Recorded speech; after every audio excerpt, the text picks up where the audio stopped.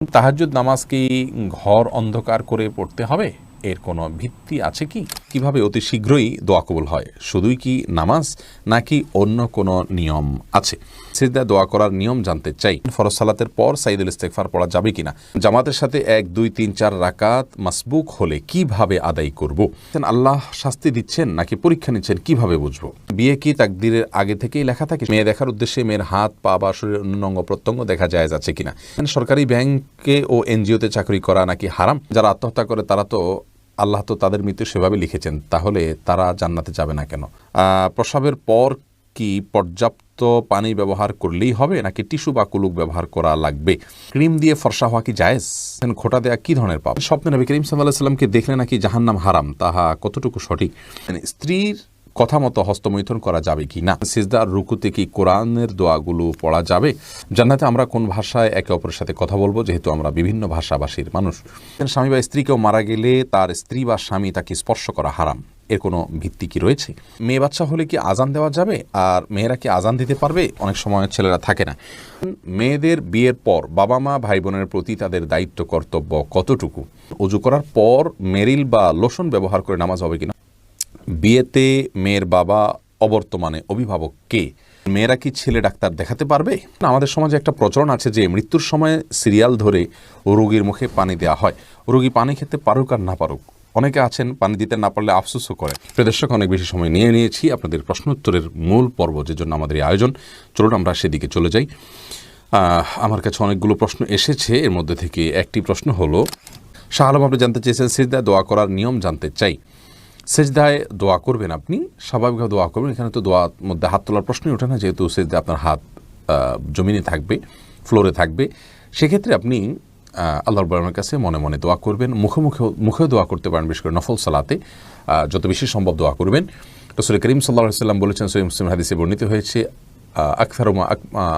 আকরাবু মা ইয়াকুনু আবদু মিন রাব্বিহি ওয়া হুয়া সাজিদ, বান্দা আল্লাহ তাআলার সবচেয়ে নিকটে যেতে পারে সিজদা অবস্থায়, যার কারণে ফাকসিরু ফীহি মিনাদ দুআ, তোমরা সিজদা যখন থাকবে আল্লাহর কাছে বেশি বেশি করে দোয়া করবে, বেশি বেশি করে চাইবে।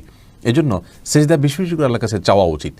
আল্লাহর সবচেয়ে কাছে গিয়ে যদি আল্লাহর কাছ থেকে আপনি কিছু চেয়ে নিতে চান, তাহলে সিজদা গিয়ে আল্লাহর কাছে দোয়া করবেন। বিশেষ করে নফল নামাজে, তাহাজ্জুদে বা অন্যান্য সময় সিজদা পড়ে নামাজের মধ্যেই আপনি আল্লাহর কাছে দোয়া করবেন। কোরআন হাদিসের দোয়া বর্ণিত তো অবশ্যই দোয়াগুলো করতে পারেন, কোরআনের দোয়া, হাদিসে বর্ণিত দোয়া, মাতৃভাষায়ও দোয়া করতে পারবেন। এই মতটি অধিকতর শক্তিশালী এবং ওলামাদের মত। যদি অনেক ওলামা ইকরাম বলেছেন যে না, সলাতের মধ্যে মাতৃভাষায় দোয়া চলবে না, কোরআন হাদিস বর্ণিত দোয়া করবেন এবং মনে মনে আপনি দোয়া করতে পারেন। এবার কারোর দ্বিমত নেই, আপনি তাসবিহ সুবহান রাব্বিয়াল আলা বলছেন, আর এদিকে আপনি আপনার আকীদাগুলো মনে মনে পেশ করছেন। আল্লাহ তাআলা যেহেতু মনে খবর রাখেন, সেটিও জায়েজ রয়েছে। রাবেয়া বসরি বোন আপনি জানতে চেয়েছেন, পিরিয়ডের রক্ত নতুন জামায় লাগার পর অনেকবার ধোয়া হলেও দাগ রয়ে যায়, এটা পরে কি নামাজ আদায় করা যাবে?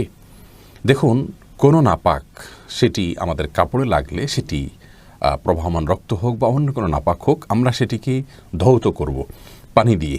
যথাসম্ভব স্বাভাবিকভাবে একটি কাপড় যেভাবে মানুষ ধোয় ময়লা দূর করার জন্য, ওইভাবে ধোয়ার পরেও যদি তার মধ্যে দাগ থেকে যায়, তাহলে সেক্ষেত্রে তার কারণে সেই কাপড় পরে সালাত আদায় করতে কোনো প্রকার অসুবিধা হবে না।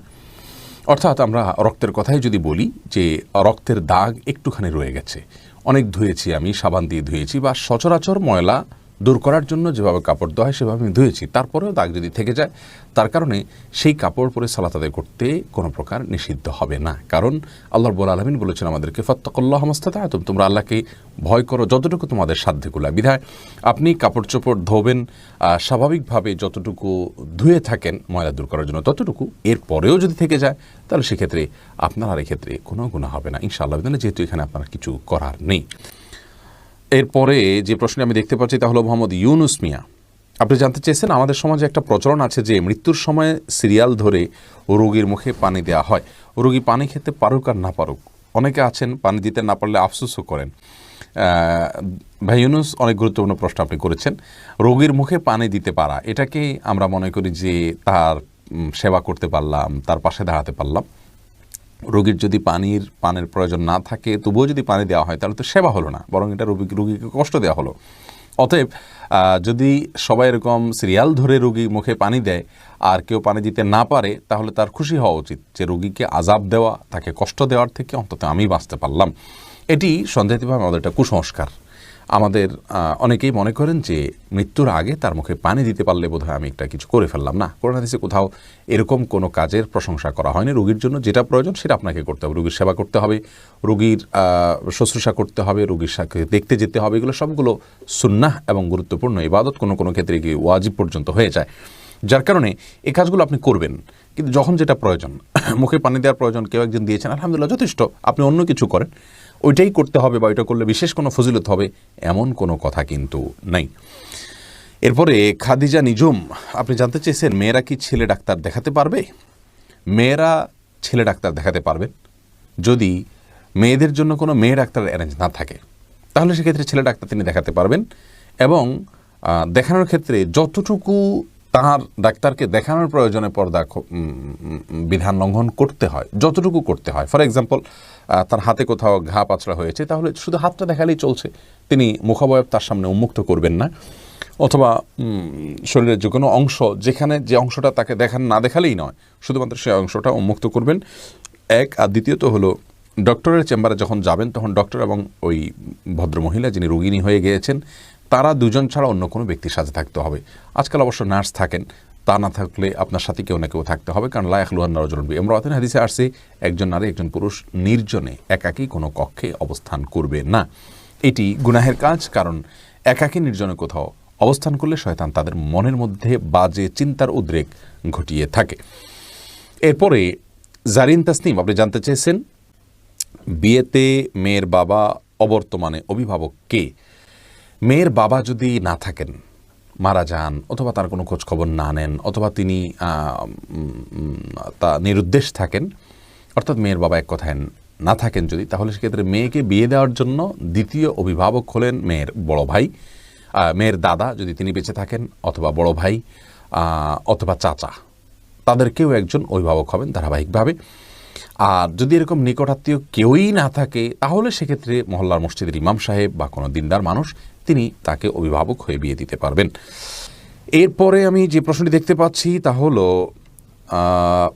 মজিদুল হক আপনি জানতে চেয়েছেন অজু করার পর মেরিল বা লোশন ব্যবহার করে নামাজ হবে কিনা? হবে, কোনো অসুবিধা নেই। মেরিল বা লোশনে এমন কোনো উপাদান নেই যেটি নাপাক, যা ব্যবহার করলে আমাদের শরীরে নাপাক হয়ে যাবে, যার কারণে এটি ব্যবহার করে সালাত আদায় করলে কোনো অসুবিধা নেই। যে কোনো পেট্রোলিয়াম জেলি, তেল, এর যে কোনোটি আপনি ব্যবহার করতে পারেন, করে আপনি সালাত আদায় করতে পারেন, কোনো অসুবিধা নেই।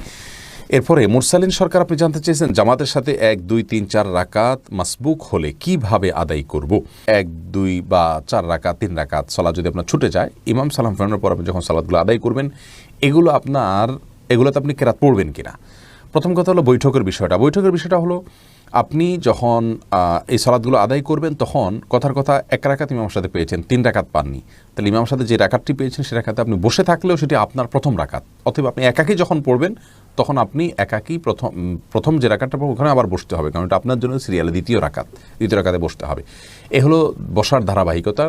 আর সূরা এবং সূরা ফাতিহার সাথে অন্য সূরা কেরাত মিলানোর যে বিষয়টি রয়েছে সেটি নিয়ে দুটি মত উলামায়ে কেরামের রয়েছে। অনেকে মনে করেন যে এটি সালাতের শেষ অংশ হলে প্রথম 2 রাকাত ইমামের সাথে শেষের 2 রাকাত যদি আপনি পান তাহলে ওটা আপনার প্রথম অংশ ধরা হবে, তাহলে পরে আপনি একাকী যখন পড়ছেন সেটিকে শেষের অংশ ধরা হবে। শেষ অংশ ধরা হলে সেখানে আর কেরাত মিলানো বা সূরা মিলানোর কোনো প্রশ্ন নেই। আর যারা মনে করেন যে না আপনি একাকী যেটা পড়ছেন সেটি আপনার প্রথম অংশ, তাহলে সেক্ষেত্রে তাদের দৃষ্টিভঙ্গি অনুযায়ী আপনাকে সূরা কেরাত মিলাতে হবে। বিস্তারিত দলিল নিয়ে আমরা আলোচনা করি, কোনটা অধিক শক্তিশালী সে বিষয়ে আমরা কথা বলবো ইনশাআল্লাহ বিইذনিল্লাহ। এরপরে জেসমিন পলি আপনি জানতে চেয়েছেন মেয়েদের বিয়ের পর বাবা মা ভাই বোনের প্রতি তাদের দায়িত্ব কর্তব্য কতটুকু? মেয়েদেরকে তো এত বেশি সুযোগ ইসলাম দিয়েছে, সত্যি এটা পুরুষদের জন্য ঈর্ষার বিষয়, কারণ মেয়েদের জীবনে তার নিজের ব্যয়ভারই তার উপরে বহন করা অবশ্য কর্তব্য নয়। কোনো না কোনো ক্ষেত্রে তার জীবনের সকল স্তরে এসে কারোর না কারোর অভিভাবকত্বে তিনি থাকেন, কেউ না কেউ তার ব্যয়ভার বহন করতে বাধ্য। এক্ষেত্রে তিনি নিজে যেহেতু তার নিজের ব্যয়ভার বহন করতে বাধ্য নন, বরং তার ব্যয়ভার তার বাবা, তার বড় ভাই, তার স্বামী, তার বড় ছেলে অথবা কেউ না কেউ তার অভিভাবক হিসাবে তার ব্যবহার বহন করতে বাধ্য, সেখানে তিনি আরেকজনের ব্যবহার বহন করার জন্য কোনো প্রকার বাধ্যবাধকতা তার জন্য থাকবে না, সেটাই স্বাভাবিক। আর মাসআলাটা এরকমই, অর্থাৎ মেয়েদের বিয়ের পর মা বাবা ভাই বোনদের প্রতি তাদের বিশেষ কোনো কর্তব্য নেই, অর্থাৎ ফিনান্সিয়াল কোনো কিছু তাদেরকে সাপোর্ট করা জরুরি না। তবে হ্যাঁ, এজ এ আত্মীয় তাদের খোঁজখবর নেওয়া, তাদের বিপদে তাদের পাশে যেভাবে সম্ভব হয় তার সাধ্যে যেটুকু আছে সেটুকু নিয়ে দাঁড়ানো, তাদের সহমর্মিতা দেখানো, তাদের সাথে সম্পর্ক রক্ষা করে চলা, সুসম্পর্ক বজায় রেখে চলা, এগুলো সবগুলো কিন্তু আত্মীয়তার বন্ধন হিসাবে, বন্ধন রক্ষার প্রয়োজনের তাগিদে এগুলো সবগুলো করা কিন্তু অবশ্য কর্তব্য, সেগুলো অবশ্যই করতে হবে। আর অর্থ করে যদি থাকে, নিজস্ব অ্যাবিলিটি থাকে, তাহলে সেটা দিয়ে ভাই বোন যদি অভাবী হন তাদেরকে অবশ্যই সাহায্য করতে হবে যদি অ্যাবিলিটি থাকে তার। এটা তার নৈতিক বিষয়, কিন্তু শরিয়ত তাকে এর জন্য বাধ্যবাধকতা দেয়নি। এরপর সোহাইব মোহাম্মদ আপনি জানতে চেয়েছেন, স্বামী বা স্ত্রী কেউ মারা গেলে তার স্ত্রী বা স্বামী তাকে স্পর্শ করা হারাম, এর কোনো ভিত্তি কি রয়েছে? ভাই সোহাইব, এর ভিত্তি আছে। আর ভিত্তিটা হলো হানাফি মাযহাব অনুযায়ী উলামায়ে আহনাফ তাদের দৃষ্টিভঙ্গি হলো যে মৃত্যুর সঙ্গে সঙ্গে স্বামী স্ত্রীর মধ্যে আর বৈবাহিক সম্পর্ক থাকে না। তারা মনে করেন যে বৈবাহিক সম্পর্কের এন্ডিং হয়ে যায় মৃত্যুর মাধ্যমে। আর যেহেতু এন্ডিং হয়ে যায় তাহলে তারা পরপুরুষ পরনারী হয়ে গেলেন, এই জন্য তারা একে অন্যকে স্পর্শ করবেন না, গোসল দিবেন না। এটা হলো ইমাম রহমতুল্লাহ মাযহাবের দৃষ্টিভঙ্গি। বাকি এর বিপরীত যে মত অনেক ইমামগণের রয়েছে, বর্তমান সৌদি আরবের স্কলারগণও যে মতটি পোষণ করেন তা হলো যে বৈবাহিক সম্পর্ক এটা মৃত্যুর মাধ্যমে নষ্ট হয়ে যায় না, ভেঙে যায় না। এই মতটিকে, দ্বিতীয় মতটিকে আমার কাছে বেশি শক্তিশালী মনে হয় দলিলের দিক থেকে। আমরা দলিলের আলোচনা খুব নিগুড়ভাবে গেলাম না, কারণ তাতে কলেবর বৃদ্ধি হয়ে যাবে। মারুফা প্রেমা আপনি জানতে চেয়েছেন কিভাবে অতি শীঘ্রই দোয়া কবুল হয়, শুধুই কি নামাজ নাকি অন্য কোনো নিয়ম আছে? দেখুন, দোয়া কবুলের জন্য সবচেয়ে বড় বিষয় হলো তাড়াহুড়ো করা যাবে না। আপনি কিন্তু প্রশ্নই করেছেন যে শীঘ্রই দোয়া কবুল হয়। শীঘ্রই বা কুইক দোয়া কবুলের কোনো ভার্সন নেই যে এটা আপনার স্পেশাল সার্ভিস, আপনার এখানে কুইক সার্ভিস আছে, এরকম না। বরং দোয়া স্বাভাবিক গতিতে কবুল হবে। আপনি যে বিষয়টাকে খুব দ্রুত চাচ্ছেন, আপনি কি জানেন যে সে বিষয়টা আপনার জন্য কল্যাণকর কিনা? আপনি নিশ্চিত না, আমরা কেউ নিশ্চিত নই।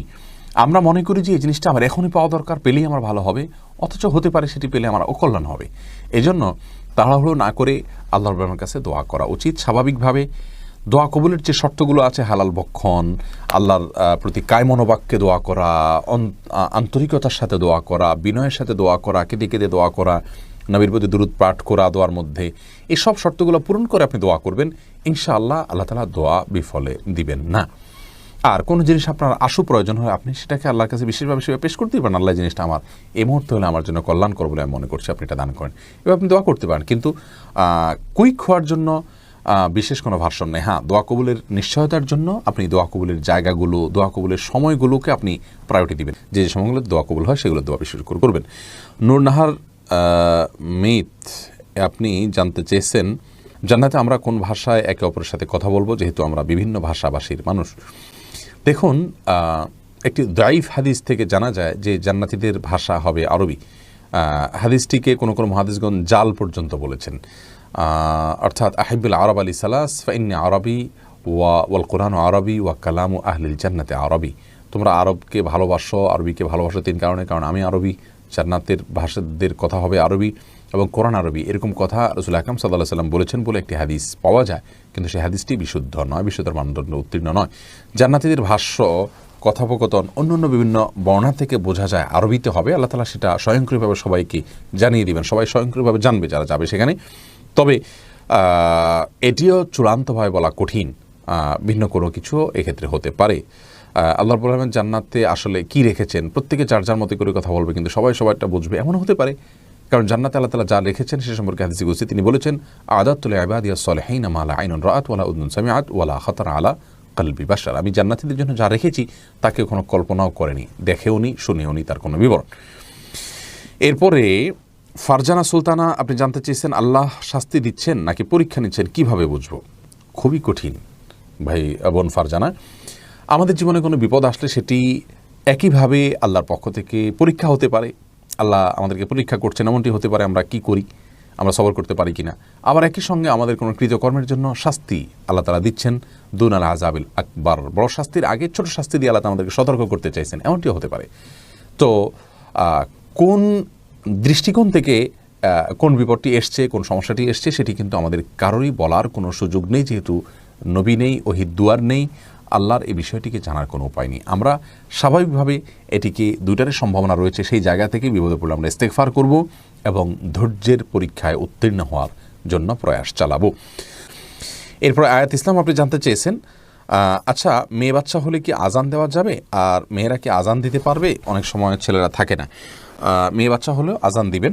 আর আজান দেওয়া সম্পর্কিত হাদিসগুলো আসলে খুব বেশি যে শক্তিশালী তা নয়, বরং বিন বাজ রাহিমাহুল্লাহ আজান বাচ্চার নবজাতকের ভূমিষ্ঠ হওয়ার পর তার কানে আজানের বিষয়ে হাদিসগুলোকে অ্যানালাইসিস করে বলেছেন বেশিরভাগ হাদিস জয়ীফ, কিন্তু অনেকগুলো হাদিস বর্ণিত হয়েছে এটা করা যেতে পারে। ফজিলতের মতো বিষয়, হাদিসের জফের যে মাত্রা তাতে এটা করা যেতে পারে, খুব বেশি গুরুত্বপূর্ণ না হলে এটা করা যেতে পারে। তবে মেয়েরা নাও, ছেলেরাই আজান দিবেন এবং মেয়ের বাচ্চা হলেও আজান দিবেন, পৃথক করা হয়নি হাদিসে ছেলে মেয়ে আলাদা করে। নোমান শাহ আপনি জানতে চেয়েছেন, স্বপ্নে নবী করিম সাল্লাল্লাহু আলাইহি সাল্লামকে দেখলে নাকি জাহান্নাম হারাম, তাহা কতটুকু সঠিক? দেখুন, এ বিষয়ে হাদিস রয়েছে দাইফ। আর দ্বিতীয়ত হলো যে রাসূল আকরাম সাল্লাল্লাহু আলাইহি সাল্লামকে আমরা স্বপ্নে দেখলে তিনি রাসূল আকরাম সাল্লাল্লাহু আলাইহি সাল্লাম কিনা এটা নিশ্চিত হওয়া কঠিন। যদিও একটি হাদিস রয়েছে রাসূল আকরাম সাল্লাল্লাহু আলাইহি সাল্লাম বলেছেন, কেউ আমাকে স্বপ্নে দেখলে সে অবশ্যই আমাকে স্বপ্নে দেখেছে, কারণ শয়তান আমার আকৃতিকে ধারণ করতে পারে না। এই হাদিসের ব্যাখ্যা, বিশুদ্ধ ব্যাখ্যা হলো যে এটা রাসূল আকরাম সাল্লাল্লাহু আলাইহি সাল্লামের জীবদ্দশার কথা বা সাহাবীদের কথা যারা তাকে দেখেছেন তাদের কথা, যে তারা স্বপ্নে দেখলে নবীজিকেই দেখেছেন। এখন আমরা যারা নবীজি সাল্লাল্লাহু আলাইহি সাল্লামের চেহারাই জানি না, তাদেরকে শয়তান যদি এসে বলে আমি নবীজি, তো সেটি হওয়ার সম্ভাবনা রয়েছে। এই ব্যাখ্যাটা অধিকতর শক্তিশালী।